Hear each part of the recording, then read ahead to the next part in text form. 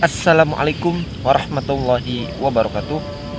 Bapak-bapak ibu yang dimuliakan oleh Allah, viral lagi ya sebuah video yang mana jamaahnya atau santrinya Habib Lutfi bin Yahya, Masya Allah ya, dia membantah semua tuduhan netizen yang mana katanya Habib Lutfi pemalsu sejarah atau pembuat makam palsu ya. Mohon disimak sampai akhir ini Muhyiddin ini ya, Habib Lutfi. Jika teman-teman suka video ini, mohon di like dan di subscribe biar saya lebih semangat untuk membuat videonya. Oke, kita tanpa panjang lebar kita ke siapapun kalian, dari ormas apapun, dari individu siapapun itu yang siap berani tabayun kepada Maulana Habib Lutfi bin Ali bin Yahya dan bisa membuktikan tentang merubah makam, tentang pemalsuan makam dan lain sebagainya. Kalian yang berani itu dan bisa membuktikan, saya akan hadiahi mobil saya satu unit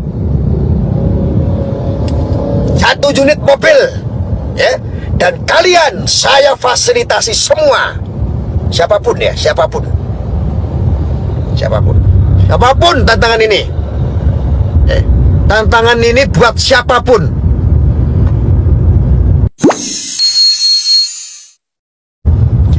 Siapa? Nah, coba kita intip ya komentar dari netizen seperti apa ya. Kita bacakan.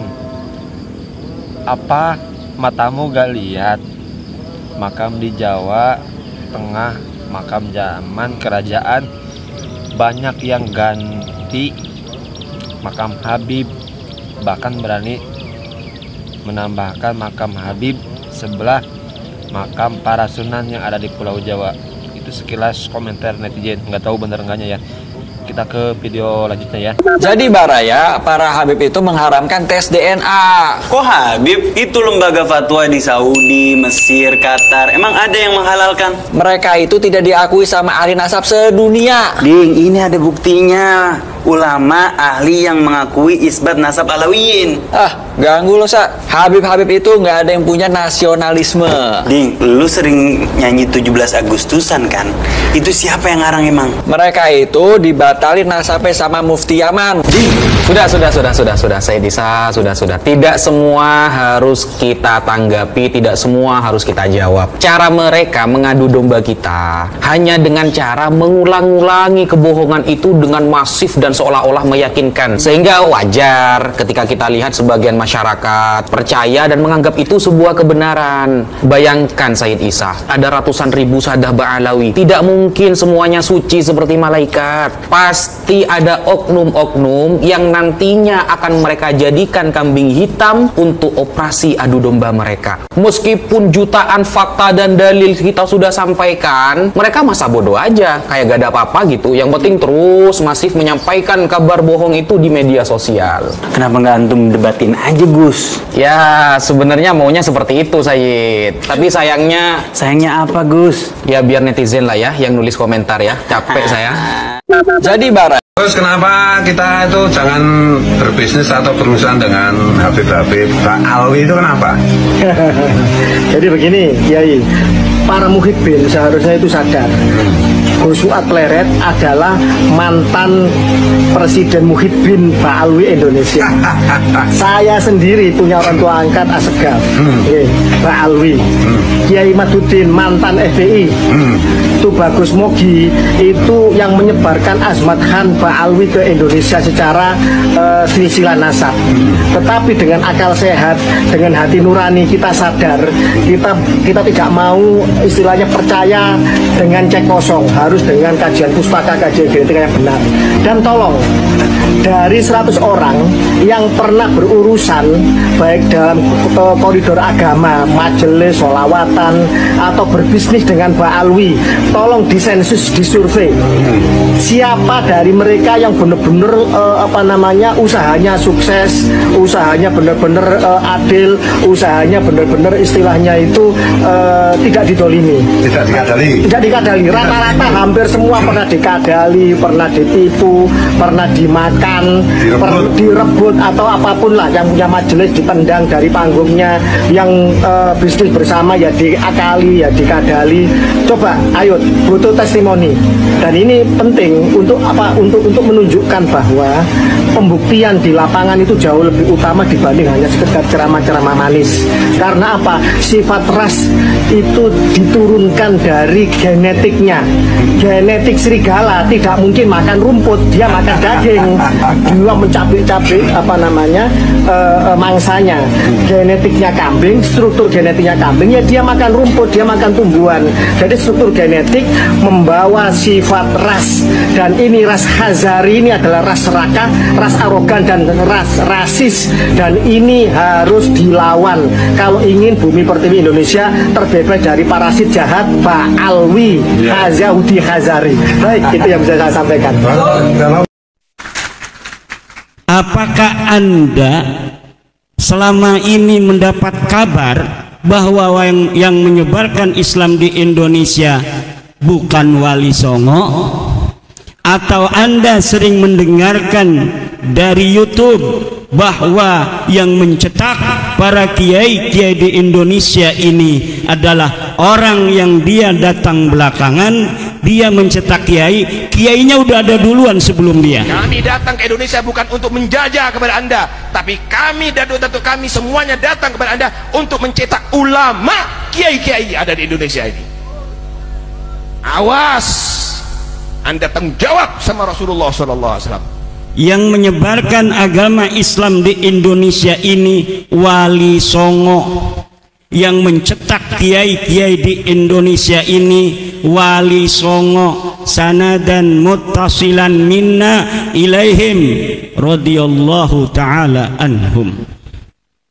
Saya contoh, ini ada enggak kesambungan daripada silsilah ilmu kepada Wali Songo?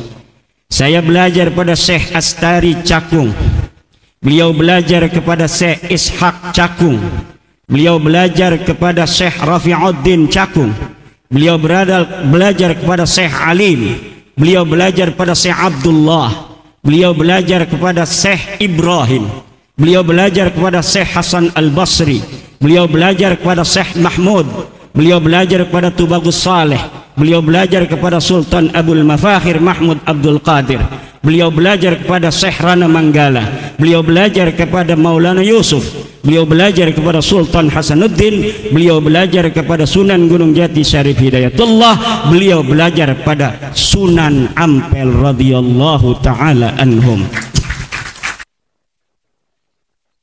Maka seluruh bangsa Indonesia, walau banyak beras, walau banyak gula, dalam hatinya menginginkan bagaimana dirinya, bangsanya bisa merdeka dari para penjajah. Walau mereka tidak berdaya, muncul para pahlawan-pahlawan yang berdaya. Muncullah Pangeran Diponegoro, muncullah Imam Bonjol, muncullah Kiai Haji Zainal Mustafa dari Tasikmalaya, muncullah Kiai Haji Asnawi dari Caringin. Zaman-zaman itu resikonya mati, saudara. Maka keberanian itu sebenarnya bisa ditunjukkan dalam keadaan-keadaan seperti itu. Pemberani yang sejati adalah orang-orang yang berani pada masa-masa perang. Pemberani itu dia yang megangin pedang di tengah medan perang, bukan dia yang megangin mic di atas mobil komando pada masa damai.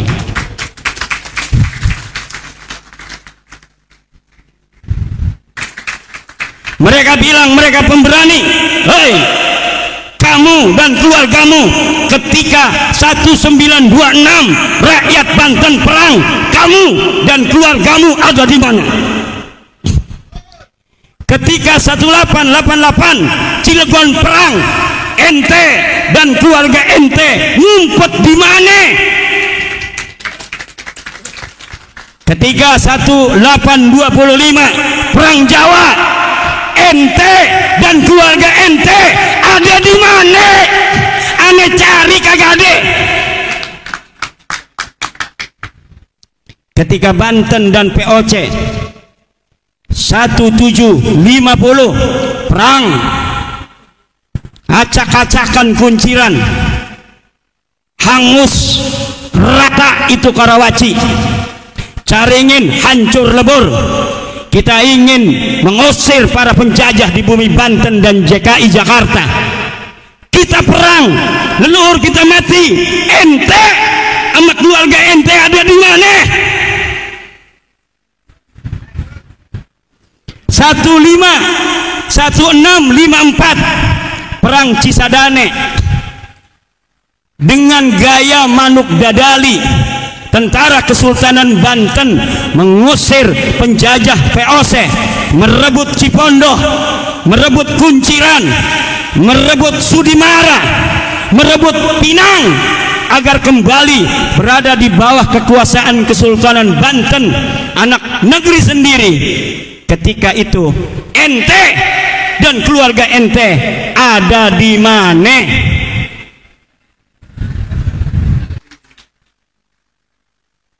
Ini ada orang yang kekerasan, memperlihatkan keberanian di tengah-tengah keheningan. Orang lagi damai, dia, saya paling berani, kita siap perang, takbir, paling berani, kita siap perang, takbir, Allahu Akbar. Kata polisi, saya juga Allahu Akbar. Mau perang dengan saya, ini Allahu Akbar, itu Allahu Akbar, samiallahu liman hamidah. Giliran zaman perang kagak ada di sejarah, gimana urusannya?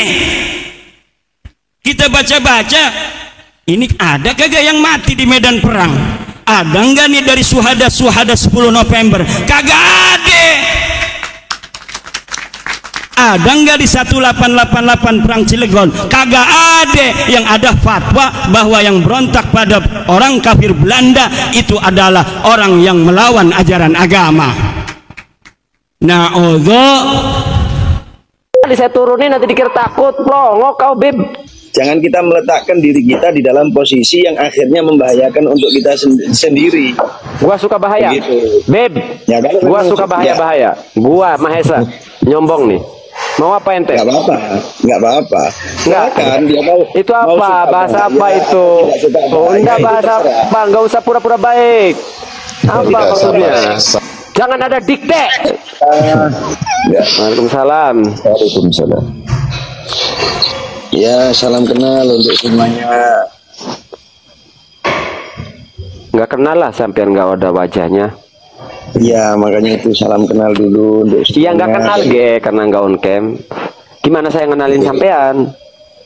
Karena belum siap om Ken. Nanti aja kalau sudah agak terang baru di on cam. Silakan. Oke, saya nggak panjang, nggak lebar. Nanti kalau ada keliru omongan saya tentang aja. Terkait masalah ini tadi yang disampaikan sama siapa itu namanya Bang Erna atau siapa juga tadi memang sudah betul. Tapi mungkin ini sedikit aja, nggak tahu benar, nggak tahu salah. Wala tulqu anfusakum ila tahluka. Kita ini kalau nggak mau mendapatkan sesuatu posisi yang berbahaya, ya jangan masuk di dalam lingkaran yang berbahaya. Mengatakan bahwa apa? Jihad di Palestina tidak syar'i. Jihad itu ada syarat, ada rukunnya, ada izin penguasa, ada kekuatan, ada kemampuan dan sebagainya. Benar jemaah, jihad itu tidak boleh sembarangan. Makanya ulama mengatakan bab jihad ditaruh di ujung kitab fikih. Mengatakan bahwa apa? Jihad di Palestina tidak syar'i. Jihad itu ada syarat, ada rukunnya, ada izin penguasa, ada kekuatan, ada kemampuan dan sebagainya. Benar jemaah, jihad itu tidak boleh sembarangan. Makanya ulama mengatakan bab jihad ditaruh di ujung kitab fikih. Oke teman-teman, bapak-bapak, ibu-ibu, tadi dia sebuah cuplikan yang mana yang pertama ada santri atau jamaahnya Habib Lutfi ya yang ingin mengadakan sayembara ya. Barang siapa yang menemukan atau ya istilahnya Habib Lutfi terbukti membuat makam palsu atau mengadakan yang pembelok sejarah kayak gitu ya, hadiahnya 1 buah mobil ya dari jamaahnya Habib Lutfi bin Yahya ya. Nah jadi itu bebas buat siapa aja yang mau mengikuti ya, terserah, itu lumayan 1 buah mobil ya kalau emang terbukti ya. Tetapi kalau tidak terbukti beliau siap melawan orang itu ya, jadi yang menyebar fitnah kayak gitu ya. Tadi juga ada namanya mantan muhibin ya yang bicara seperti itu ya. Ya udah, kita mah ya dengarkan saja ya. Ya intinya ya yang baik ya ikutin, yang jelek buang aja gitu ya bapak-bapak, ibu-ibu. Mau itu dari Habib atau siapa ya, ketika itu baik ya udah ikutin, kalau enggak ya udah nggak usah diikutin ya. Nah tadi ada juga Gus Wafi ya, yang mana beliau sesi tanya jawab bersama para ini ya, namanya para Sada Ba'alawi ya, yang intinya katanya nggak perlu terlalu dipikirkan masalah ini ya. Jadi seiring berjalannya waktu ya udah nggak usah terlalu ditanggapin ya. Jadi seperti itu intinya ya. Oke, terima kasih bapak-bapak, ibu-ibu, semoga sehat selalu, semoga kita semua ada dalam lindungan Allah Subhanahu wa taala. Terima kasih, sampai berjumpa di next video. Assalamualaikum warahmatullahi wabarakatuh.